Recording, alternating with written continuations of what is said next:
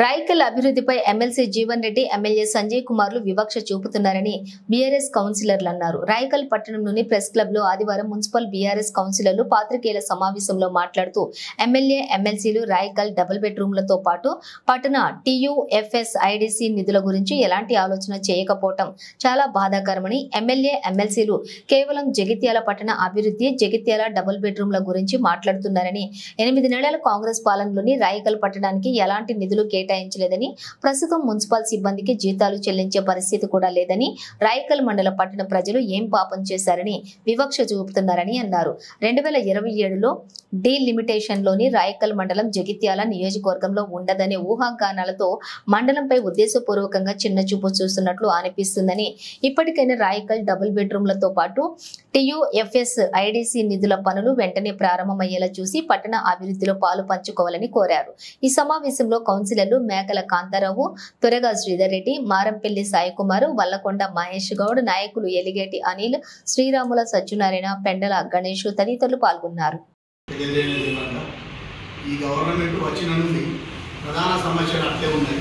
Election code అయిపోయింది, ఇప్పుడైనా దానిపై దృష్టి సారించి రేషన్ కార్డుల సమస్య బాగా ఇబ్బందిగా ఉంది. ఇప్పుడు కొత్తగా ఏమంటారంటే రైతు రుణమాఫీ చేస్తామంటారు, దానికి రేషన్ కార్డు అడుగుతున్నారు. ఎవరికైతే ఇప్పుడు పింఛన్ ఉందో ఆ పింఛన్ డబ్బులు చేస్తానన్నారు, దానికి అతిగతి లేదు. ఇట్లా చెప్పుకుంటా పోతే కార్యక్రమాలు, గత గవర్నమెంట్ చేసిన కార్యక్రమాలు అన్నీ పక్కకు పెట్టి అసలు సంక్షేమం లేదు, డెవలప్మెంట్ లేదు. మేము అంతకుముందు మా ఎఫ్ఐడిసి ద్వారా చేసిన కొన్ని టెండర్ అయినాయి, ఆ కాంట్రాక్టర్లు వస్తలేరు, ఆ పనులు అయిపోయినాయి. దాని మీద దృష్టి సారించాలని ఎమ్మెల్యే గారిని, ఎమ్మెల్సీ గారిని ఈ సభాముఖంగా తెలియజేస్తున్నాం. జై తెలంగాణ. గౌరవ ప్రెస్ మిత్రులకు మరియు గౌరవ బీఆర్ఎస్ కౌన్సిలర్లకి నమస్కారం తెలియజేస్తూ, గత వారం రోజుల నుండి మనం చూస్తూ ఉన్నాం, గౌరవ ఎమ్మెల్యే గారు బీఆర్ఎస్ పార్టీ నుంచి ఎన్నికైన తర్వాత కాంగ్రెస్ పార్టీలో చేరడం జరిగింది. ఆ జరిగిన తర్వాత పరిణామాలను చూస్తూ ఉంటే ఏం జరుగుతున్నాయి?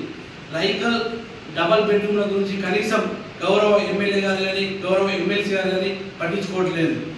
కేవలం జైత్యాల బెడ్రూమ్ల గురించి, జైత్యాల దాని అభివృద్ధి గురించి, జైత్యాల పట్టణ అభివృద్ధి గురించి పోటాపోటీగా ముఖ్యమంత్రి దృష్టికి, ప్రభుత్వం దృష్టికి, మినిస్టర్ల దృష్టికి తీసుకెళ్తుంది. ఇలా రాయకల్ ప్రజలు ఏం పాపం చేసిందని చెప్పేసి గౌరవ ఎమ్మెల్యే గారిని, ఎమ్మెల్సీ గారిని మేము అడుగుతున్నాం. ఇప్పటికైనా ఎలక్షన్లు అయిపోయినాయి, ఎలక్షన్ల కోడ్ అయిపోయింది. ఇప్పుడు ఉన్నటువంటి మున్సిపల్ భవన నిర్మాణాన్ని కావచ్చు, టీఎఫ్ఐడిసి నిధుల నుంచి ఆగిపోయిన పనులను వెంటనే ప్రారంభించాలని చెప్పేసి గౌరవ ఎమ్మెల్యే గారిని, ఎమ్మెల్సీ గారిని కోరుతా ఉన్నాం.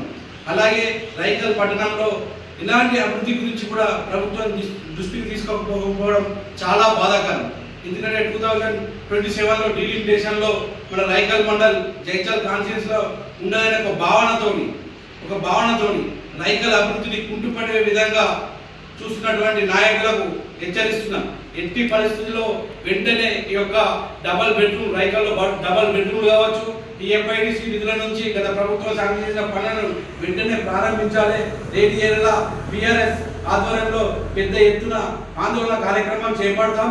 ఎమ్మెల్యేను, ఎమ్మెల్సీని అడ్డుకునే ప్రయత్నం కూడా చేస్తామని చెప్పేసి ప్రభుత్వానికి తెలియజేస్తున్నాం. ఇప్పటికైనా రాయకల్ పట్టణ ప్రజల మీద మరియు రాయకల్ మండల ప్రజల మీద చిన్న చూపు చూడొద్దని చెప్పేసి వీళ్ళను ఎమ్మెల్యే, ఎమ్మెల్సీ గారిని కోరుతా ఉన్నాం. ఇప్పటికైనా గౌరవ ఎమ్మెల్యే గారు, ఎమ్మెల్సీ గారు అభివృద్ధి గురించే, మా ఎమ్మెల్యే గారి అభివృద్ధి గురించే పార్టీ చేంజ్ అయినట్టు, కాబట్టి రాయకల్ అభివృద్ధి కూడా మీరు దృష్టిలో పెట్టుకొని రాయకల్ అభివృద్ధి చేయాలని చెప్పేసి కూడా మనస్ఫూర్తిగా కోరుతున్నాం. లేని ఏడాల ఉద్యమాలు చేపడతాం, మిమ్మల్ని ఇక్కడ తిరగనియమని కూడా తెలియజేస్తున్నాం. జై తెలంగాణ. కోరుచున్నాం. ఇట్లాంటి దయచేసి ఈ నీచ రాజకీయాలు చేయొద్దని, రాయకల్ల మండల పట్టణ అభివృద్ధికి పాటుపడాలని చెప్పి మీ ద్వారా, మీ పత్రిక ముఖం ద్వారా ఎమ్మెల్యే గారికి మరి ఎమ్మెల్సీ గారికి నేను మనవి చేస్తూ అభివృద్ధిపై పెట్టవలసిన థ్యాంక్ యూ. మరి ఈరోజు రాయకల్ మండల అభివృద్ధి గురించి, మరి పట్టణ అభివృద్ధి గురించి ప్రత్యేకంగా ఈ ప్రెస్ కార్యక్రమం నిర్వహించడం జరిగింది. కౌన్సిల్ సభ్యులందరం కలిసి ప్రెస్ కార్యక్రమం నిర్వహించడం జరుగుతుంది. ముఖ్యంగా ఇక్కడ ఏమవుతుందంటే జగిత్యాల పట్టణంలో ఒక 4,000 డబుల్ బెడ్రూమ్ల ఇల్లు మంజూరైన గత ప్రభుత్వం ఆయననే పూర్తవడం కూడా జరిగింది. వాటి ఫెసిలిటీస్ కోసం గౌరవ ఎమ్మెల్యే గారు, ఎమ్మెల్సీ గారు చాలా సంతోషం. దాని గురించి మేము దాని మీద బాధపడలేం, కానీ మిగతా మండలాలపైన కూడా కాన్స్టిట్యూన్సీలో ఉన్న మిగతా మండలాలపైన కూడా కొంత దృష్టి పెడితే బాగుంటుందని మేము అనుకుంటున్నాం. అంతా 2020లో రాయగల్ మండలం డీలిమిటేషన్లో పక్క నియోజకవర్గానికి వెళ్ళిపోతుంది అనే ఊహాగానాలు నడుస్తున్న తరుణంలో మీరు ప్రజాప్రతినిధులైన మా ఎమ్మెల్యే గారు కానీ ఎమ్మెల్సీ గారిని రాయగల్ మండలం మీద ఎలాంటి అభివృద్ధి కార్యక్రమాల గురించి కూడా ఆలోచించకపోయేసరికి మాకు కూడా ఏమనిపిస్తుందంటే ఈ మండలం ఇక్కడ నుంచి వెళ్ళిపోతుందేమో, ఈ నియోజకవర్గం ఉండలేదేమో, మేము కావాలని ఈ ఉన్న కాలంలో వాళ్ళు ఈ రకంగా ఊహాగానాలు నిజమే అయితే వాళ్ళు జైత్యాలకే పరిమితమై జైత్యాలకే ఉన్న నిధులను పోతే ఈ 5 సంవత్సరాలు మేము గడ్డు కాలంలో ఉండాల్సిన పరిస్థితి ఏర్పడుతుంది.